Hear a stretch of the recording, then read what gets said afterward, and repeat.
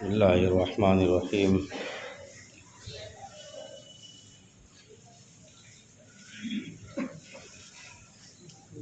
اللہم صلی علی سیدنا مولانا محمد وعلی آل سیدنا مولانا محمد وبارک وسلم تسلیما کثیرا کثیرا۔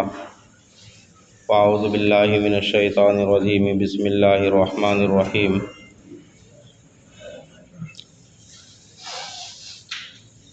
مثل الذین ينفقون اموالهم فی سبیل اللہ کمثل حبۃ انبتت سبع سنابل فی کل سنبلۃ مئۃ حبۃ واللہ یضاعف لمن یشاء واللہ واسع علیم۔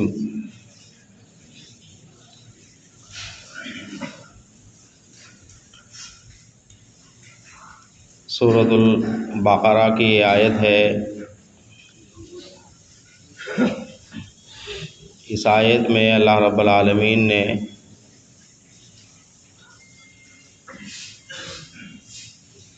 ان لوگوں کے بارے میں اجر و ثواب فرمایا جو لوگ اللہ کی راہ میں خرچ کرتے ہیں۔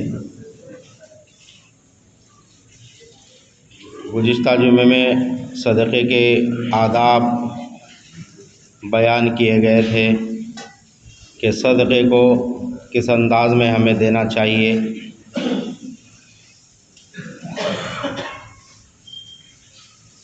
آج بھی اسی سے متعلق گفتگو ہے۔ میں نے بتلایا تھا کہ قرآن پاک میں جگہ جگہ پر صدقات کی فضیلتوں کو بیان کیا گیا ہے، اللہ کی راہ میں خرچ کرنے کو بیان کیا گیا ہے،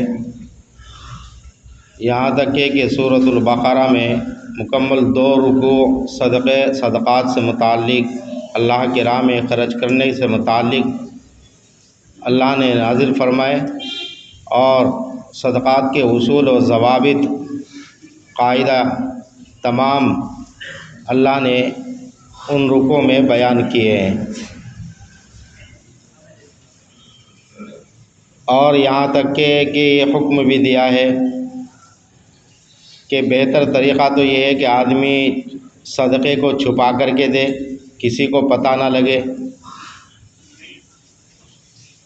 یاد العلیٰ خیر من یاد السفلیٰ، کہ دینے والا ہاتھ لینے والے ہاتھ سے بہتر ہے۔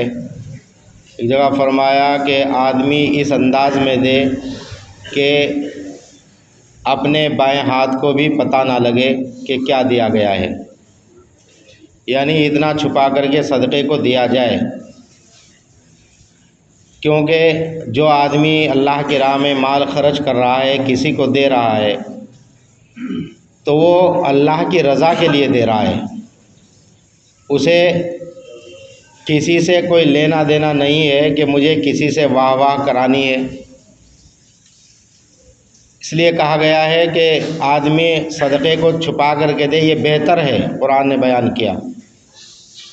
لیکن جہاں ماحول ہی صدقات دینے کا، خیرات دینے کا، اللہ کی راہ میں خرچ کرنے کا، لوگوں کا مزاج ہی نہ ہو، اور لوگ اللہ کی راہ میں وہاں خرچ نہ کرتے ہوں، تو وہاں ظاہر بھی کر کے دینا افضل بتایا گیا ہے، کہ آدمی ظاہر کر کے دے اللہ کی راہ میں، تاکہ دوسرے لوگوں کو سبق حاصل ہو کہ اللہ کی راہ میں ہمیں دینا چاہیے۔ اسی سے متعلق اس آیت میں اللہ رب العالمین نے ارشاد فرمایا کہ جو لوگ اللہ کی راہ میں مال کو خرچ کرتے ہیں، جنہیں مال دیا گیا ہے، تو ان کی مثال اس آیت میں بیان کی گئی ہے کہ ان کی مثال ایسی ہے جیسے ایک دانہ ہو، اور اس دانے کو جب زمین میں ڈال دیا جاتا ہے تو اس سے ایک پودا اگے، اور اس پودے کے اوپر 7 بالیں آئیں، ہر بال میں 100 دانے ہوں، تو ایک دانے سے 700 دانے بن گئے۔ ایسے ہی ان لوگوں کی مثال ہے کہ اللہ تعالیٰ ان کے صدقات کے ثواب کو بڑھا دیتا ہے، اور 1 سے 700 گنا تک اللہ ان کے ثواب کو بڑھا دیتا ہے جو اللہ کی راہ میں خرچ کرتے ہیں۔ واللہ یضاعف لمن یشاء، اور جو لوگ اخلاص کے ساتھ نیت صحیح کر کے جو لوگ دوسروں کو دیتے ہیں بالکل دل کے خالص کر کے، تو اللہ ان کے ثواب میں اور اضافہ کر دیتا ہے۔ یہ 700 کا ہی ثواب نہیں رہتا، پھر اور بڑھا دیتا ہے۔ واللہ یضاعف لمن یشاء واللہ واسع علیم، وہ بڑا وسعت والا ہے اور جاننے والا ہے کہ اس کے راہ میں کیا خرچ کیا جا رہا ہے، کس نیت سے خرچ کیا جا رہا ہے۔ اس لیے اللہ کی راہ میں خرچ کرنے کا مزاج بنایا جائے، مزاج بنایا جائے۔ ہم خرچ کرتے ہیں الحمدللہ، ایسا نہیں ہے کہ اللہ کی راہ میں نہیں دیا جاتا، دیتے ہیں ماشاءاللہ، جس کی جتنی وسعت ہوتی ہے وہ دیتی ہے، وہ دیتے ہیں۔ لیکن میری وسعت 100 روپے دینے کی ہے، تو اگر میں 10 روپے اس میں سے دوں تو یہ بھی صحیح نہیں ہے، یہ بھی صحیح نہیں ہے۔ وسعت کے مطابق آدمی کو دینا چاہیے، روکنا نہیں چاہیے۔ شیطان تو یہ چاہے گا کہ اگر تم اللہ کی راہ میں خرچ کرو گے تو تمہارا مال گھٹ جائے گا۔ شیطان تو یہ وساوس ہر وقت دل اور دماغ میں ڈالتا رہے گا۔ اللہ کی راہ میں خرچ کرو گے تو تمہارا مال گھٹ جائے گا، اللہ کی راہ میں خرچ کرو گے تو تمہارا مال کم ہو جائے گا۔ اللہ یہ کہہ رہا ہے کہ جب تم اللہ کی راہ میں خرچ کرو گے اور فقراء و مساکین کے دو گے، اپنے عزیز و اقارب کو دو گے، جنہیں جو ضرورت مند ہیں، تو تمہارے مال کو اور بڑھا دوں گا۔ اللہ کے نبی صلی اللہ علیہ وسلم نے ارشاد فرمایا کہ اپنے مالوں کی حفاظت کرو زکوٰۃ دے کر کے، زکوٰۃ دے کر کے اپنے مالوں کو محفوظ کرو، اور صدقات دے کر کے اپنی بیماریوں سے چھٹکارا پاؤ، صدقات دے کر کے اپنی بیماریوں سے چھٹکارا پاؤ۔ اس لیے آپ نے فرمایا صدقہ دینے سے بلائیں، مصیبتیں، پریشانیاں آدمی کی ختم ہوتی ہیں۔ اگر پریشانیاں آ رہی ہیں، مصیبتیں آ رہی ہیں، تو مزاج بنایا جائے کہ ہم فوراً صدقہ کریں، فوراً صدقہ کریں۔ کوئی اس انداز کی ہم نے خبر سن لی ہے، جو خبر دردناک ہے یا جو خبر اچھی نہیں ہے، تو فوراً صدقہ کریں، صدقہ کریں۔ اگر کوئی اس وقت مستحق نہیں ہے تو اس صدقے کو نکال کر کے رکھ دیں، لیکن صدقہ کرنا چاہیے، صدقے پہ فوراً رجحان جانا چاہیے ہمارا۔ اس لیے آپ صلی اللہ علیہ وسلم نے ارشاد فرمایا کہ صدقات ادا کرنے سے اللہ کی راہ میں بیماریاں، پریشانیاں، مصیبتیں وہ ٹل جاتے ہیں آدمی کی۔ آدمی بیمار ہے، پریشان ہے، وہ ڈاکٹروں کی طرف چکر لگا رہا ہے، جانا بھی چاہیے، جانا بھی چاہیے، ڈاکٹروں کو دکھانا بھی چاہیے، لیکن اس کے ساتھ ساتھ صدقات کا بھی اہتمام کرنا چاہیے، صدقوں کا اہتمام کریں۔ اس لیے حدیث میں آپ صلی اللہ علیہ وسلم نے فرمایا تم میں سے کوئی ایسا نہیں مگر یہ کہ اللہ اس سے بروز قیامت براہ راست بات کرے گا۔ کوئی بیچ میں ترجمان نہیں ہوگا جو تمہاری آپس میں اللہ اور تمہاری بات کرائے گا۔ اللہ تم سے براہ راست بات کرے گا۔ جب تم اپنی دائیں طرف دیکھو گے تو وہ ہوگا جو تم نے آگے بھیجا، جو تم نے عمل کیے ہیں۔ بائیں طرف دیکھو گے تو وہی ہوگا جو تم نے عمل کیے ہیں، اور سامنے دیکھو گے تو آگ ہوگی، آگ۔ لہٰذا اس آگ سے بچنے کے لیے اللہ کی راہ میں خرچ کرو، چاہے کھجور کا ایک ٹکڑا ہی تمہارے پاس کیوں نہ ہو، چاہے کھجور کا ہی ایک ٹکڑا تمہارے پاس کیوں نہ ہو۔ کل قیامت کے دن جو لوگ اللہ کی راہ میں خرچ کرتے ہیں انہیں عرش کا سایہ نصیب ہوگا، عرش کا سایہ نصیب ہوگا۔ آپ نے فرمایا کہ ثواب کے اعتبار سے جن لوگوں کو، جو لوگ صدقات کر کے چلے گئے، اور جب آدمی وہاں دیکھے گا کہ انہیں ثواب کے اعتبار سے اتنے اونچے مقامات مل رہے ہیں، اتنا اونچا مرتبہ مل رہا ہے، تو وہ کہے گا کاش میں بھی اللہ کی راہ میں خرچ کر کے آیا ہوتا، کاش میں بھی اللہ کی راہ میں خرچ کر کے آیا ہوتا۔ اس لیے بھائی مزاج بنائیں، اللہ نے ہمیں دیا ہے، یہ اسی کا مال ہے، یہ ہمارا مال نہیں ہے۔ ہم تو وقتی طور پر اس کے مالک بنے ہوئے ہیں، وقتی طور پر ہم اس کے مالک ہیں، حقیقی مالک تو اللہ ہے۔ اس نے ہمیں خرچ کرنے کے لیے بولا ہے، اور یہ فرمایا کہ ایمان والوں کی صفتوں میں سے، مومنین کی صفتوں میں سے یہ ہے کہ وہ اللہ کی راہ میں خرچ کرتے ہیں۔ تو ہمیں مزاج بنانا ہے کہ ہم اللہ کی راہ میں ضرور خرچ کریں گے انشاءاللہ۔ مسجد کے لیے بھائی خاص طور سے آپ سے تعاون کی درخواست ہے۔ آپ صلی اللہ علیہ وسلم نے حضرت اسماء رضی اللہ تعالیٰ عنہا سے فرمایا، اسماء اللہ کی راہ میں خرچ کرتی ہو نہیں کرتی ہو؟ خرچ کیا کرو اللہ کی راہ میں، اور گن گن کے مت دیا کرو، گن گن کر کے مت دیا کرو، نہیں تو اللہ بھی تمہیں گن کر کے دینا شروع کر دے گا، اللہ بھی تمہیں گن کر کے دینا شروع کر دے گا۔ اس لیے علماء نے فرمایا کہ صدقات کی 3 قسمیں ہیں، صدقات کی 3 قسمیں ہیں۔ ایک تو زکوٰۃ ہے جو فرض ہے، وہ تو آدمی گن کر کے دیتا ہے، اس کے لیے تو باقاعدہ حکم دیا گیا ہے کہ 2.5% اپنے مال کے حساب سے نکال کر کے اور دو، جتنی زکوٰۃ تمہارے پاس بیٹھ رہی ہے، یہ فرض ہے تمہارے اوپر۔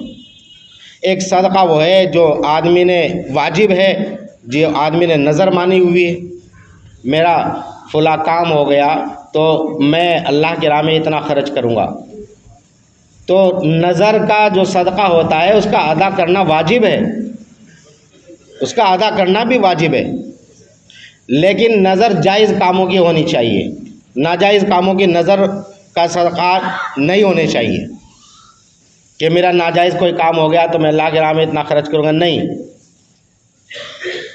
سے منع کیا گیا ہے کہ ایسی منتوں سے، ایسی نظروں سے بالکل منع ہو جائیں۔ اور ایک صدقہ عامہ ہے جو عام طور پر ہم صدقات، امداد جو بھی ہے وہ لوگوں کو دیتے ہیں، صدقہ نافلہ بھی اس کو بولتے ہیں۔ اب ہمارا اصول اور مزاج یہ بن گیا ہے کہ ہم صدقات تو دیتے ہیں، لیکن ایک تو جو ہماری حیثیت سے ہے اس سے بہت زیادہ کم صدقہ دیتے ہیں۔ دوسرے، ہم صدقہ جو لوگ مستحق ہیں، جو لوگ صحیح ہیں، ان تک نہیں پہنچاتے،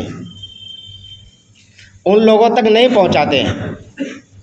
علامہ شامی رحمۃ اللہ علیہ نے لکھا ہے کہ جو آدمی تمہیں معلوم ہے کہ یہ مستحق نہیں ہے اور وہ تم سے سوال کر رہا ہے اور تم نے اسے دے دیا تو یہ دینا بھی جائز نہیں ہے۔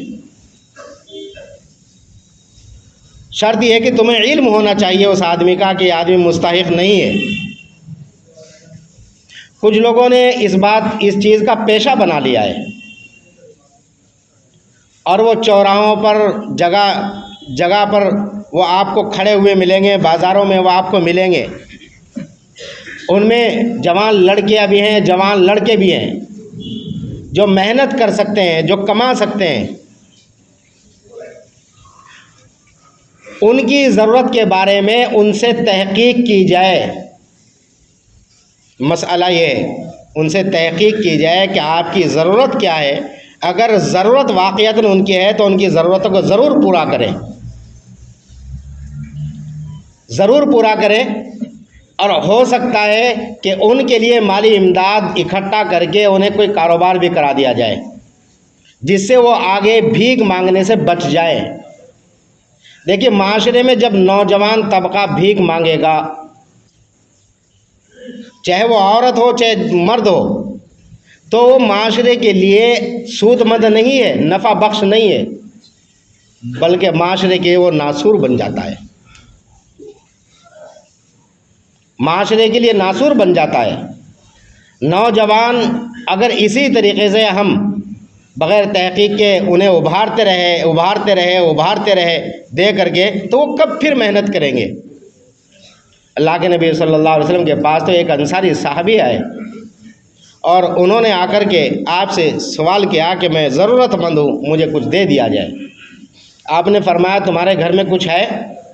انہوں نے کہا میرے گھر میں ایک کمبل ہے جو آدھا ہم اوڑھ لیتے، آدھا میں بچھا لیتا ہوں، اور کیا ہے کہ ایک پیالہ ہے جس سے پانی پی لیتا ہوں۔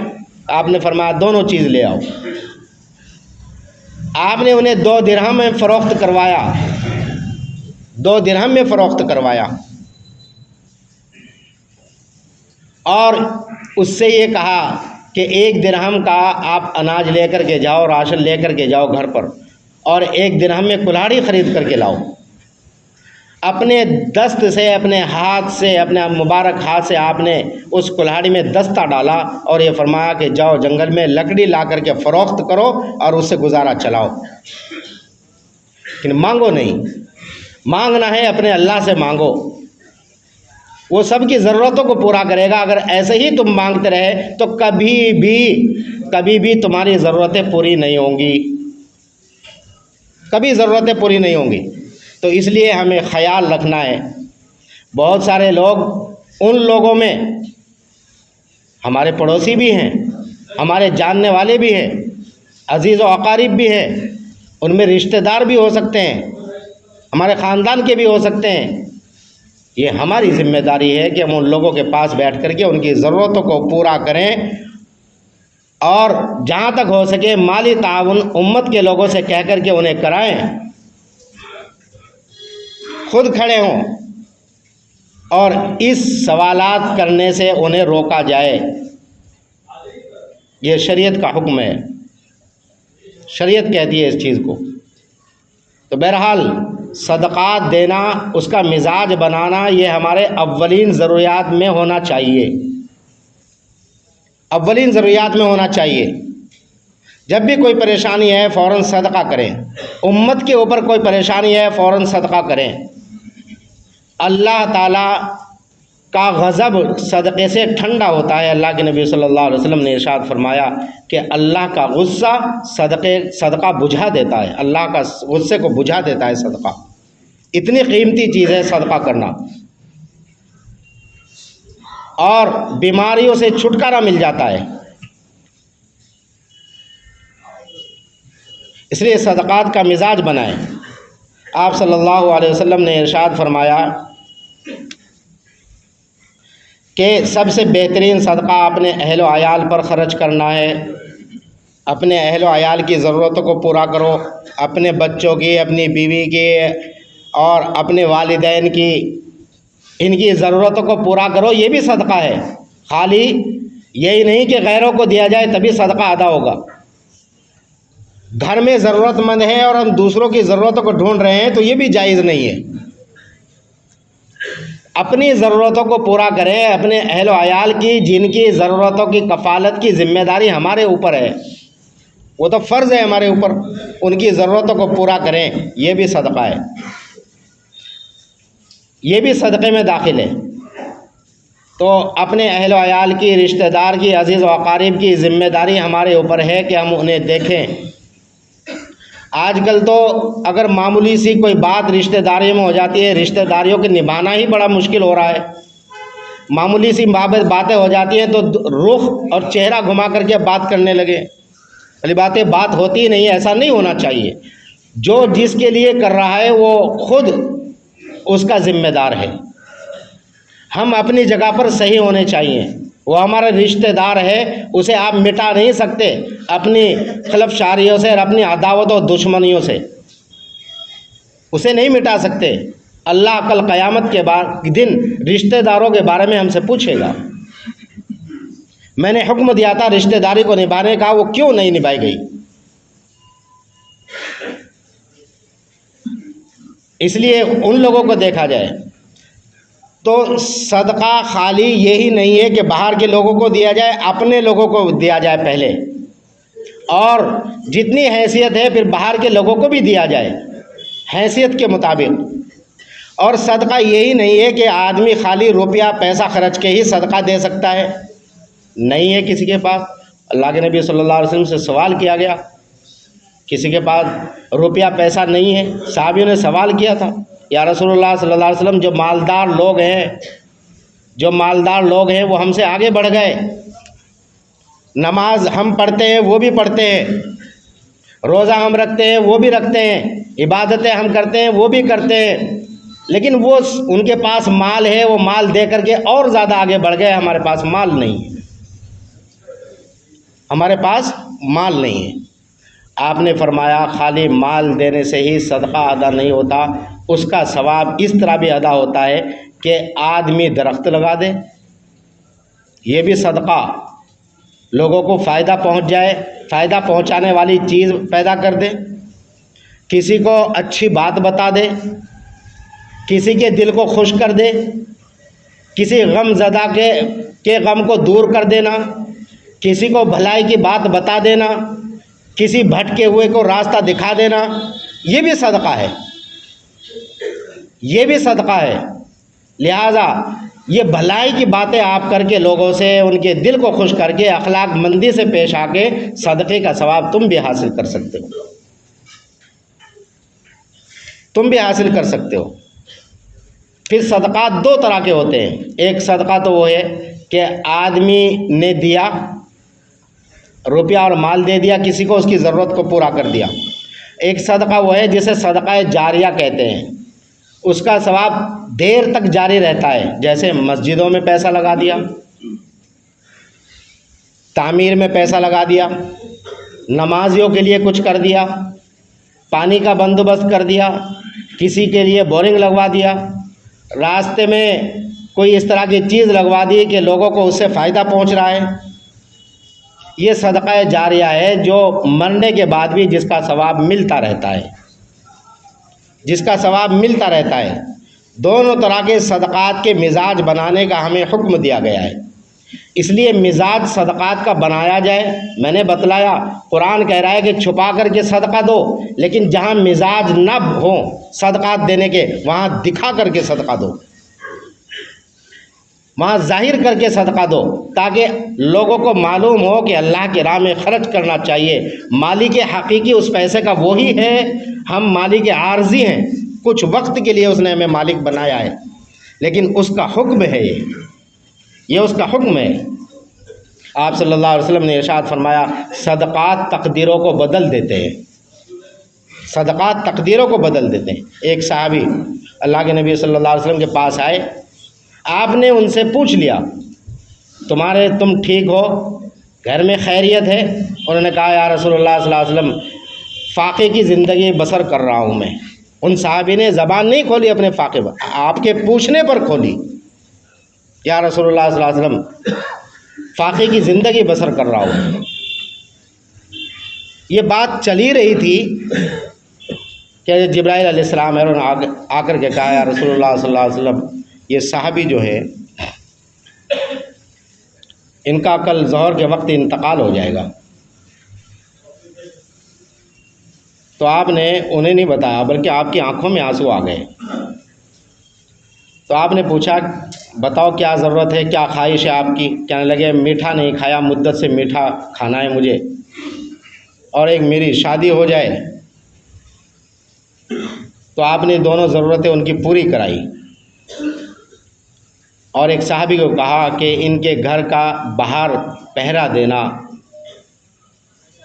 چیخ و پکار کی بات آئے تو مجھے بتانا۔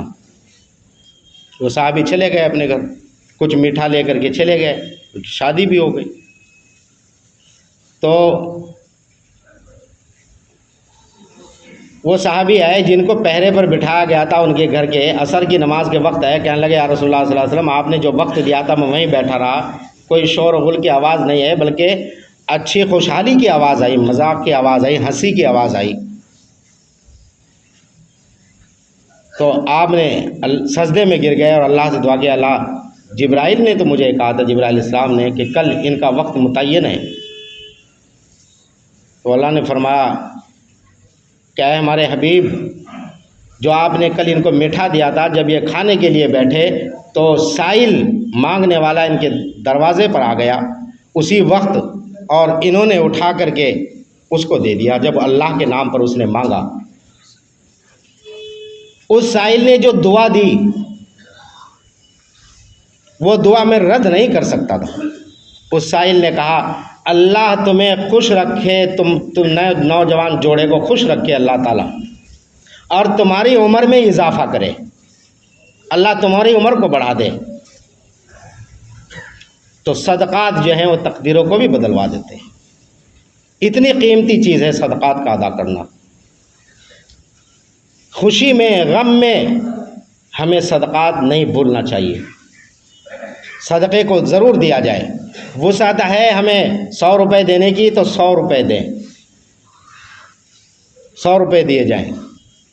کسی کے گھر میں راشن ڈلوانا ہے، کسی کو کمبل کی ضرورت ہے، کسی کو لحاف کی ضرورت ہے، ضرور دیکھیں، مدد کرنے والی نگاہ سے دیکھیں، مدد کرنے والی نگاہ سے دیکھیں. ایک دوسرے کا خیال اگر ہم نہیں کریں گے تو پھر کون کرے گا؟ کون کرے گا؟ پڑوسی تکلیف میں ہے، اس کے پاس پہننے کے کپڑے نہیں ہے، راشن نہیں ہے، وہ تکلیف میں ہے، دوائی نہیں ہے اس کے پاس، بچوں کے پڑھانے کا خرچ نہیں ہے اس کے پاس، تو ہماری تو ذمہ داری ہے کہ ہم ان کے پاس لگیں. یہ کمال نہیں ہے کہ ہم ان کو دے رہے ہیں، کمال یہ ہے کہ اللہ نے ہمیں اس قابل بنایا ہے. یہ اس کا فضل ہے، یہ اس کا فضل ہے، اس کا احسان ہے. امت کی خیر خواہی اولین فریضہ ہونا چاہیے ہمارا. امت کی خیر خواہی، امت کے نوجوانوں کی، امت کے بوڑھوں کی، امت کے بچوں کی، ان کے گھروں کے اوپر نظریں ہونی چاہیے ہماری. ضرورت ہے ہماری وقت سے، مال سے، کسی بھی طریقے سے ہم حاضر ہونے چاہیے. کسی کو وقت دینا یہ بھی صدقہ ہے. میں نے تفصیل بتائی آپ کو. اللہ عمل کی توفیق عطا فرمائے. وآخر دعوانا الحمدللہ رب العالمین.